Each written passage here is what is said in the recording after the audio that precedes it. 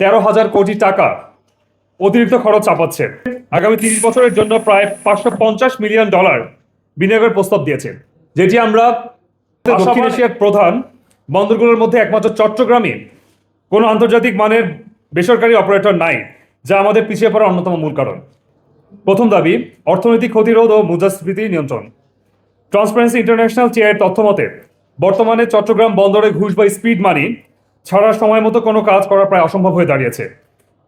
এই অনিয়ম জাতীয় অর্থনীতিতে প্রায় $1.1 বিলিয়ন, প্রায় যা বাংলাদেশের সমমূল্যের 13,000 কোটি টাকা অতিরিক্ত খরচ চাপাচ্ছে। বন্দরের এই বাড়তি খরচের ভার শেষ পর্যন্ত সাধারণ ভোক্তাকেই বহন করতে হচ্ছে, যা দ্রব্যমূল্য বৃদ্ধির অন্যতম কারণ হিসেবে আমরা দেখতে পাচ্ছি। বিশ্ব ব্যাংকের মতে দক্ষিণ এশিয়ার প্রধান বন্দরগুলোর মধ্যে একমাত্র চট্টগ্রামে কোনো আন্তর্জাতিক মানের বেসরকারি অপারেটর নাই, যা আমাদের পিছিয়ে পড়ার অন্যতম মূল কারণ। আমাদের দ্বিতীয় দফা হচ্ছে জাহাজ জট কমানো ও অপারেশনাল দক্ষতা বৃদ্ধি। বর্তমানে সনাতন পদ্ধতি